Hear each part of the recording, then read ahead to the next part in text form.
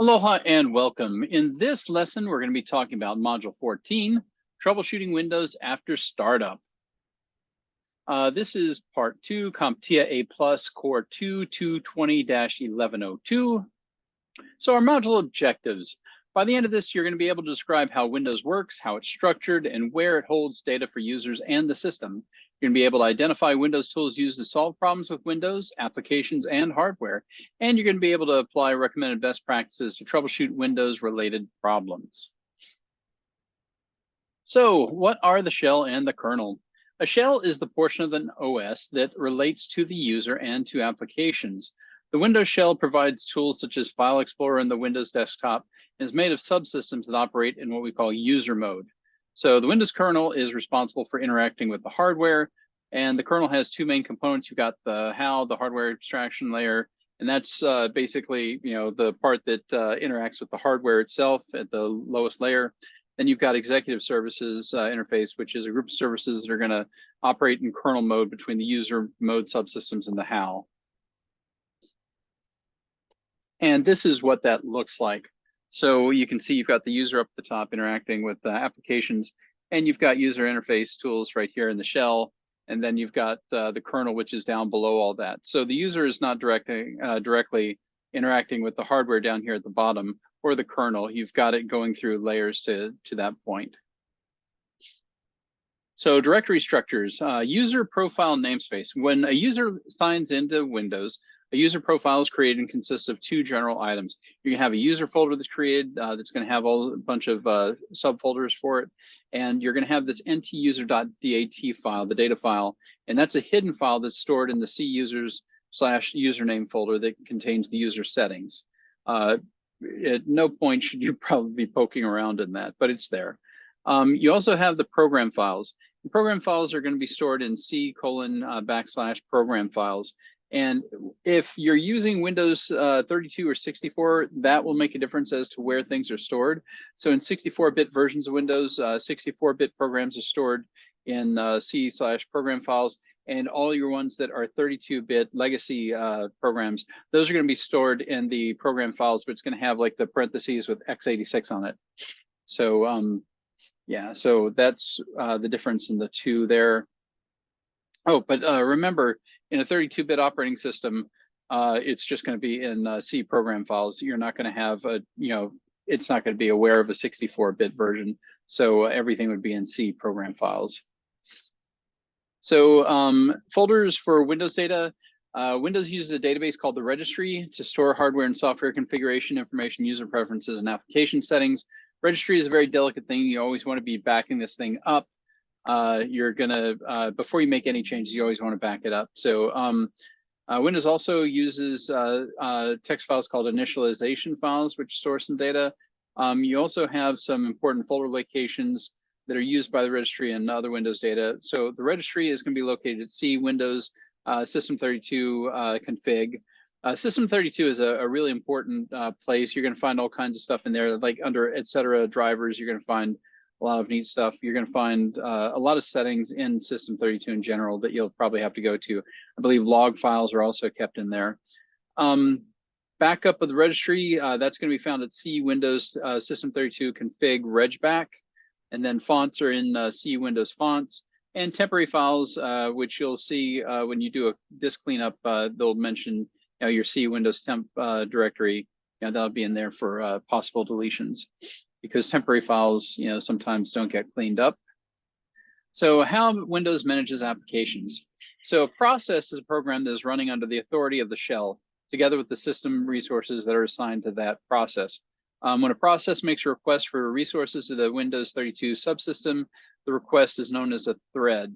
And if you've ever done any programming and you're doing programming in a multi-threaded language, or a language capable of doing multi-threaded tasks, you'll understand this. But a thread is essentially a single task, such as printing a file that the process requests from the kernel.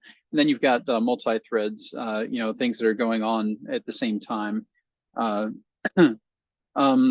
So these are sometimes known as the processor is sometimes called an instance, and a process with more than one thread is called multi-threading, as I mentioned before. So a process that has many things going on, often in parallel, that will meet back and combine results. That's you know, a common use of multi-threading. So knowledge check activity 14.1, you are having difficulty uninstalling freeware a user accidentally installed while surfing the web. You look online and see the software is designed to work in an x86 based version of Windows. In which folder should you expect to find the program files for the software? Now this is a trick question. I kind of alluded to it earlier, but yeah, it didn't explain it well here, but let's take a look. So C Windows is not the place to find it. We don't store information on program files there. We do store it in C program files for one, and we also store some in C program files x86. But it's going to depend on what version of Windows you're using. If you're using a 32-bit version, like I said before, it only is aware of a program files. It doesn't have, you know, one specifically for x86 because it's an x86. It's only going to have the program files. So so if it's 32, it's going to be, the answer would be C. If it is a 64-bit version, it's going to be B, but we don't know that. And that's why the answer is most likely D. So when we click on this to go next, yes, it depends on the version of Windows installed. So, and it says here, it reiterates, an x86-based app is a 32-bit app. If Windows is 32-bit, the app is installed in the C program files. If Windows is 64-bit, the app is installed in the C program files x86, which is your legacy 32-bit application folder. So survey of window tools and techniques for troubleshooting. Windows provides many useful tools and techniques for managing and troubleshooting Windows applications, users, hardware, and networks. And they want you to look in table 14.1 in your text to get those. So why are they including it here in our slideshow? I have no idea. But anyway, another good thing to do is look in your event viewer to find clues. That's a very helpful place. When things are going wrong, often they will kick up either warnings, which will have little asterisks in yellow, or critical errors, which are going to come up in red. And remember, you don't want to go necessarily by the last error that you see. Often that is going to be the final product of other things going wrong. So what you'll do is you'll start with the most recent one, which will be up at the top. You'll see that you've got this critical error and you read up about it, and then you go and you trace back a bit. You'll have a lot of informational things, but at some point you'll start to notice that you've got things that are probably the source of the eventual error there. So learn to go through your event viewer and you know, do some sleuthing. It's a really creative process, but often you just find the error and then you work back. I like to often go back to a system restart just to see what happens. And often if you're having trouble when you're booting a system, you'll see hints of it during the boot up process. So look to go back to the point at which it's booting and then see what things are failing in what order. And that can often give you a hint. And in cases like that, Google is your friend, because you, I guarantee you, are not the first person to ever see a problem. So, you know, people have gone through similar issues. Find these people, and that's how you go. Just use Google. So event viewer logs, logs might give clues about hardware and network failure, as we said, OS error messages, device or service that's failed to start, or general protection faults. And the logs that are most useful are administrative event logs, the application log, security log, setup log, system log, and forwarded events log. This is an image of the resource monitor, and resource monitor is very helpful because it's going to show you how your resources are doing, your CPU, your disk, your network, and your memory. It's going to show you the loads are, you know, what kind of loads are on those, and that's very important to know. So if you look in this graphic here, we have a lot of network activity going on. We have it saturated at a lot of points, especially there towards the left side of the middle. Also, if you look at CPU, it looks like it's spiking a bit. When you look at the yeah, you look at there, you've got the secure system and a couple of different processes there in blue that are kind of up there high. Memory is kind of on the low side. It's not really being taxed, and your disk isn't really being taxed. It did have one spike in there, but that's not bad. So we also have performance monitor, and performance monitor tracks the resource use over time. So performance monitor, you can get to it by calling on perfmon.msc. And that tracks the resources that are used in real time, and it can save collected data logs and data and logs for future use. You can use this to create yourself a baseline to understand what your usage usually looks like. To open Performance Monitor, you can click in the administrative tools and go to Windows Tools, or you can just enter perfmon.msc from the command line. Pull up a command prompt and do it from there. I think you may have to be using, you have to do a right click and run it as administrator to do that though. Then allow Performance Monitor to keep running while the system is used, and then check the counters, and that'll give you information on the usage. If the percent disk time is more than 80% and the average disk queue length is more than 2, you can conclude the hard drive is working hard and processes are slowed down waiting on the drive. So you could have a drive failing at that point. That's something to keep in mind. Also, if you're, it can also be linked to memory, because if you've got memory that's being swapped out constantly, that's going to put some pressure on your drive as well. So, you know, when you see that happening, also check out your memory to see if your memory is pegging in usage too. So Task Manager shows you what's happening now. This is a great place to go when you need to kill processes. So use Task Manager to end a process causing trouble and to enable or disable programs that launch at Windows Startup. So there's 2 ways to get the Task Manager, the good old Control-Alt-Delete, and go down to Task Manager, or you can right-click the Start menu and click on Task Manager directly. And this is what Task Manager looks like. It's a good thing. You can go in here. What I like to do when I come in here is I'll look at the things, the apps that are running, and I'll look at the percentages of things. One common memory thief out there is Chrome. If you've got a lot of windows open in Chrome, you can be eating up a lot of memory and a lot of CPU cycles there. So you can sort them. If you go and click on any one of these headers, like for CPU or memory or whatever, you can sort it by the usage there.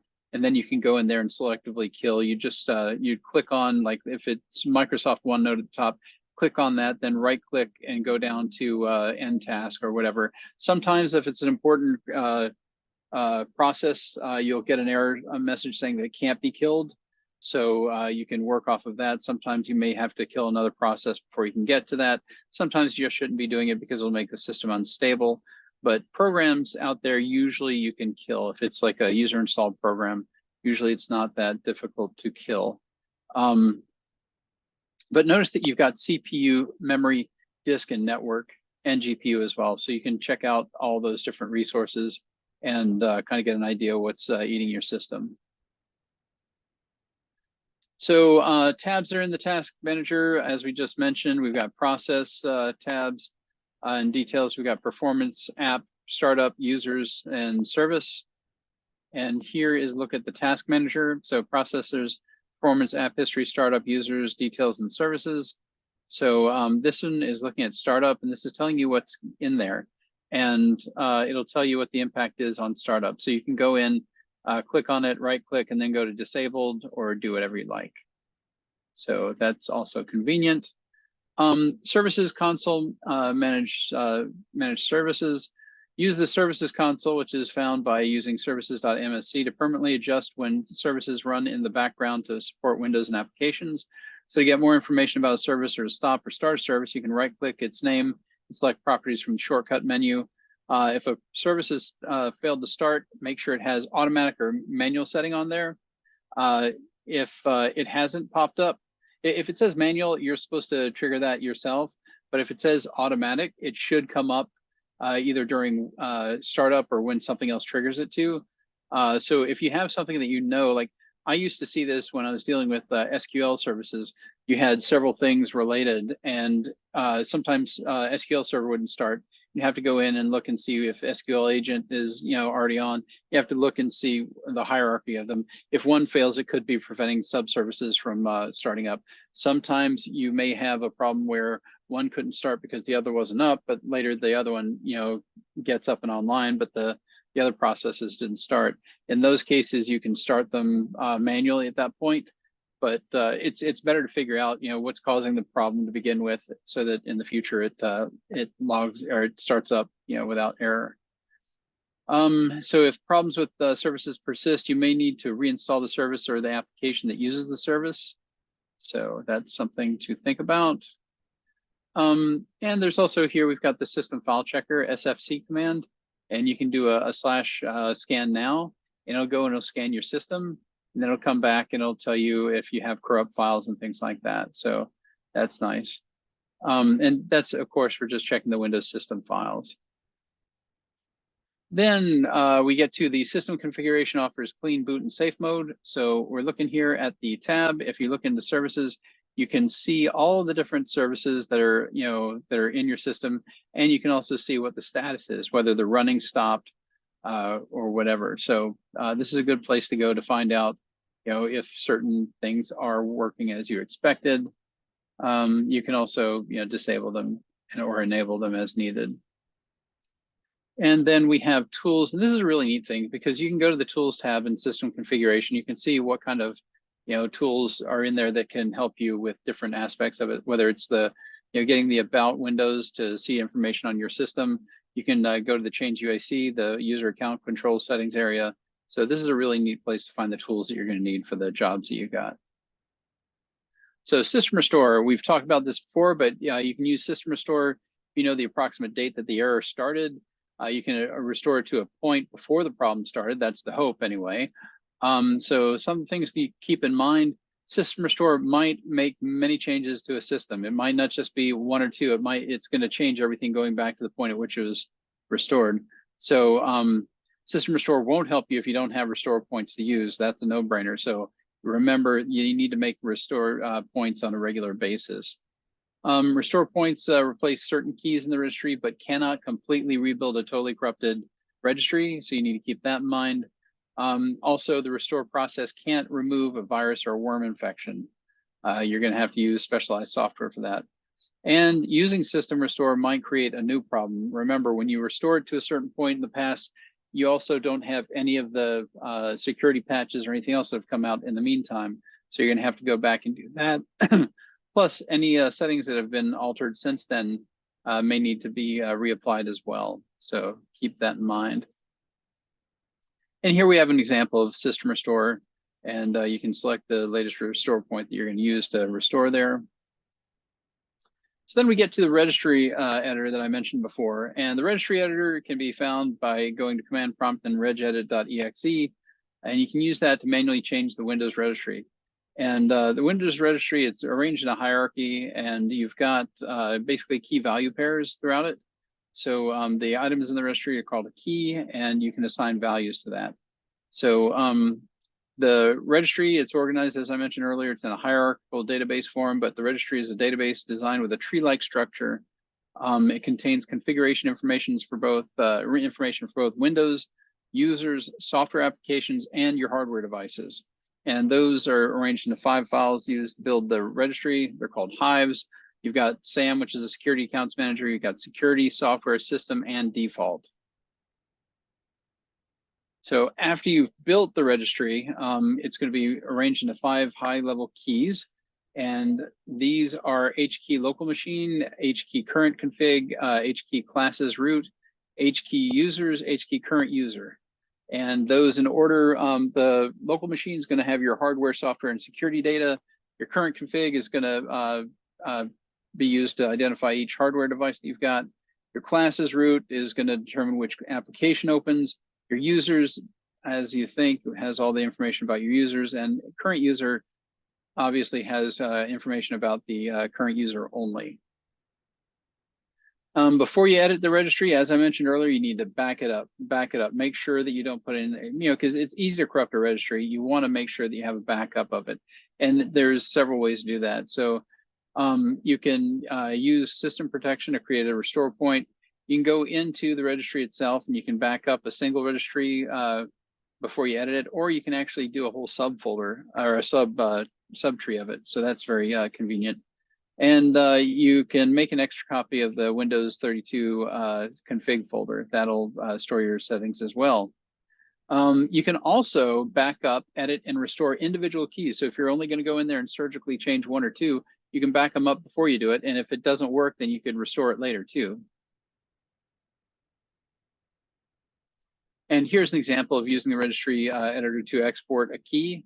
So it's going to export the key and the subkeys with it. You just do a right click on it and then you go down to export. So here we have the steps to solve any computer problem, and we've talked about this in a couple times in the past. but they like to take this process, and it's not just here in the A+ that you're going to see it. You'll see it in Network Plus and Security Plus. But the idea is you want a heuristic model for essentially going about solving these problems, and they want it in an orderly fashion. So step one, you're going to identify the problem. You're going to figure out what's wrong. You're going to talk to your user at this point. You're going to find out from them what exactly is happening. Then, based on the information that you gather from them, you're going to establish your theory about what the probable cause of it is. Then you're going to get to the point you test out your theory, and after testing it, you're going to fix the problem. Then you got to verify that that problem is fixed. And at that point, you're going to be able to implement the preventative measures and document your findings. Very important to document your findings. If you use any type of thing like Zendesk or whatever that's going to keep a knowledge base for you, that's very important, because this probably isn't the only time you're going to come across this problem. In the future, you'll want to have documentation so that you or people after you will know what exactly they're dealing with just by looking up the symptoms. So in the case that we have services not starting, you've got an error results when an application expects the background service to be running, but it failed to start. That's happened with me in SQL Server a lot. So application documentation should tell you whether the app relies on a service or not. And then you can look to make sure that all those dependencies have been started first. You can use Task Manager to see what's currently running, and by inference, be able to figure out what's not running. On the Processes tab, after you found the task in Task Manager, you can check to see if the needed processes are running as well. Then you can check the Services tab to see if the service is running or not. And to start the service, you can just right-click on it and click on Start. Sometimes you may have a problem and it'll be grayed out, and you can't do that. So you're going to have to dig a little bit further on those cases. And then you've got open the services console to make sure that the service is configured to start with Windows. So yeah, often if it's something that like an application is going to run every time you start up, you're going to want to make sure that the necessary processes are starting up on boot too. So for USB controller resource warnings, USB ports might fail or become unreliable because their drivers are corrupted or because power options are not configured properly. So you can go to the device manager. I spent a lot of time there. Device manager is going to be really easy to use. Often if you have an error, it's going to open up that little subsection of the tree, and it's going to highlight with a yellow asterisk or a yellow exclamation mark what's going wrong there. And by checking that, you can disable or uninstall a device and then try enabling it or reinstalling it to fix the problem. You can also try updating the USB drivers from Device Manager. And then you can open power options and control panel and disable the USB selective suspend. That could help you out there as well. So time drift. Time drift can be another problem on PCs or any other system really. But time drift, also known as clock drift, happens when a Windows system does not report accurate time to time-sensitive applications. It's not, all applications aren't going to be really fussy on that, but some of them do require pretty accurate timestamps there. So when you've got a Windows 10 or 11 on a Windows domain, it can request the time via the Windows Time Service, the W32 time executable. And this service is going to use what we call network time protocol, and it's going to synchronize with an atomic clock somewhere. So you're going to have to specify settings about that. So follow the directions outlined in this section to set up a Windows workstation to use the W32 time service. So here we look at it and we can see the W32 time service GUI, and it gives you options for what to do. And one thing you should do is set the startup type to automatic so it always runs in the background. So for low memory warnings, you may receive a Windows error like your computer is low on memory. It might say something about virtual memory. You're going to need to do the following. You're going to have to open up the Task Manager, check the Processes tab, see which programs are using the most memory. Often I find it's Google Chrome, but it may not be. Sometimes, you may have a bit of a memory leak, and over time, Google, if you haven't reset your computer for a long time, Google's just eating up more and more. Not going to say this is the best way to do it, but sometimes a computer reboot can kind of flush out a lot of that. But if you see a suspicious process, search the web on the process name. I often do that, looking for the process name. If I see something eating my CPU, I'll look up the process name and try to get an understanding of what it is doing. because there's a lot of processes in there that are named in ways that make you think that it could be doing something else, but nope. Windows has some valid worker bees in there that are named peculiar things. So yeah, but also, always if you see a process that you're suspicious about, just look it up on the web. And the problem might not be an error, might be that you don't have enough physical or virtual memory on your system. That's another possibility. But you're going to use system information to find out how much physical memory is actually installed. And then at some point, if you need to, you can update the motherboard chipset drivers. For general sluggish performance, you can, well, you should observe the system, try to see what's going on. You need to verify that Windows updates and antivirus settings are current and proper. You need to uninstall applications that you no longer need and optimize the hard drive. Do your, depending on what kind of drive you have, you might want to do, some kind of a defragmentation, something like that. You're going to want to verify the requirements for the OS and applications. You want to search for unnecessary startup programs you can eliminate. Sometimes if you go into your MS config and you look into startup, you'll find a bunch of things that really don't, you're not really using, or, that you don't really care about. And you can often disconnect those. We used to call them TSRs, terminate and stay resident programs, but you can go in there and, change whether or not they start on startup. But be careful if it's programs that serve a dual function, like, to back up your stuff. You want to make sure that those are still running properly. Yeah, so you search for unnecessary startup programs you can eliminate. You can disable or uninstall startup items. Make sure they're not critical services that are just named funky. That's important. And then you can also search for unwanted scheduled tasks using this, the task scheduler. And for system instability, here are the general steps you'd use to solve these problems. First of all, you use Event Viewer to look for errors and warnings, as I mentioned before. You can update Windows and verify your anti-malware settings to make sure everything's current and up to date. You can also, you can suspect a corrupted application or a supporting service. You can suspect maybe faulty memory. You can suspect maybe a corrupted hard disk, or you could suspect that you've got corrupted Windows system files on there. Also, you can suspect you've got corrupted device drivers. Sometimes that's enough to make everything act very peculiar. You can suspect corrupted third-party services or apps running in the background, or you can suspect the Windows installation itself is corrupted. And that, of course, is the last thing we want to be doing, is reinstalling Windows on there, because then we're going to have to move all our data somewhere. It's really a mess. So yeah, but that's going to be at the bottom of your heuristics. You're going to go through a lot of other things to, before you get to that point. So for application errors and crashes, oops.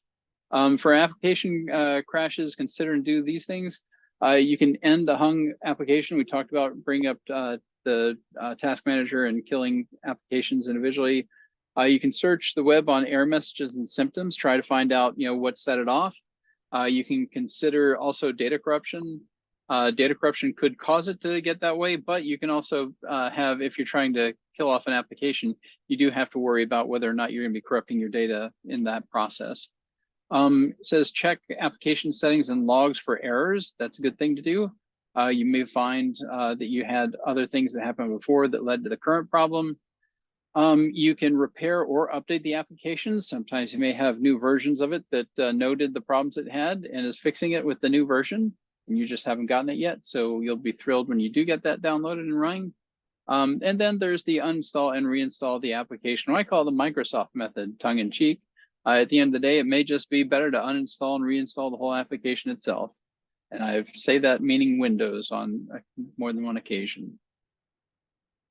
So application errors and crashes continue on. If a data file fails to open, change the default program for the file type. Sometimes you have it set to the wrong thing. Adobe, one of the big ones that are an issue is like HTTP. You always have a fight going on between Safari versus Chrome versus Edge. Everybody all the time, when you use one for the first time in a while, they'll be like, hey, you want to make this the default browser? No, I didn't. So yeah, this goes on over and over. But in case your system is trying to open the wrong default program, you may want to change that. That could help solve your issue. Also, if an application has never worked or stops working, you can follow the following steps. You can update Windows and search the web. That's one of the things that I often do right off the bat. You can run the installation program or application as administrator.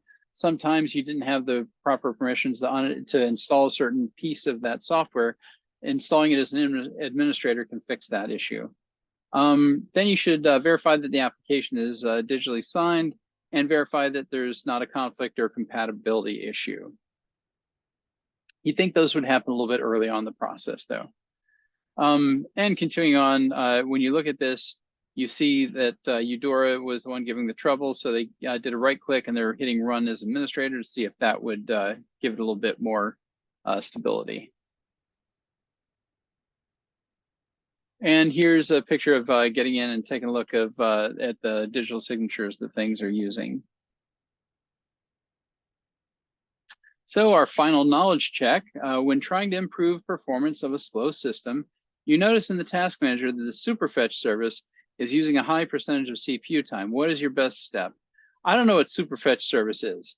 I mean, I've seen fetch before. I've seen all kinds of stuff in Mac and Linux. I'm not familiar with the superfetch service. So what are our options here? We can disable it to improve performance. Sure, that could work. Update Windows to improve fetch performance. If there's an update on it, yes, that could help. Also, I'm not sure if this is a Windows thing or if it's an independent one. So I don't really know if updating Windows proper is going to update superfetch in turn. So we're going to have to Google this at some point. C is superfetch is an essential Windows process and should not be disabled. Move on to other solutions to improve performance. And this is one that I don't know because superfetch doesn't strike me. I know that there's a fetch program out there on Mac and Linux, but I don't know about this superfetch for Windows. Possibly it's been ported, who knows? So that's one thing. Then we can ask the user if they use superfetch service. If they don't, uninstall it. So what can we do here? What's our best next step? Well, that's kind of hard to say. This is a difficult one, I think. Ask the user if they use superfetch service. What happens if this is a Windows service and it's not a user one? User says, sure, go ahead. We disable it and we turn out to be in conflict with the system. That wouldn't be good. So I'd say D is kind of risky. A itself, disable superfetch to improve performance. Yeah, that could work. Update Windows to improve superfetch performance. We could do that, but we don't know necessarily whether or not we have anything new in there. C is superfetch is an essential Windows process and should not be disabled. Move on to other solutions to improve performance. Again, I don't know what superfetch is, so I would say go look it up on Google. So a couple of these, really depend on what the superfetch service is. I would probably go with A, but it could be some other things here. So let's take a look. And the answer is A. So disable it to improve performance. So this Windows service cannot be uninstalled. Okay, so it is a Windows service. It's supposed to improve performance, but can actually degrade performance on some systems. That's not good. If it is hogging CPU time, it should be disabled. The question includes information not in the module and is designed to help you learn to use the web to research a problem. Well, that's what I was saying. A good search string is what is Windows superfetch? Exactly. What is superfetch? Find out what it is. Find out if you can actually replace it. So good advice. Oh, and we're already at the summary. So the summary, we're gonna, looking back on it, we should be able to describe how Windows works, how it's structured, and where it holds the data for the users in the system. And we should be able to identify Windows tools used to solve problems with Windows applications and hardware. And we should be able to apply recommended best practices to troubleshoot Windows-related problems. So this has been an interesting chapter. It dabbles in a lot of the stuff that you'll see. It's a good chapter, I'd say. So if you have any questions about this or anything else, feel free to contact me and I'd be happy to talk with you. But otherwise, I will see you in the next lesson. Aloha.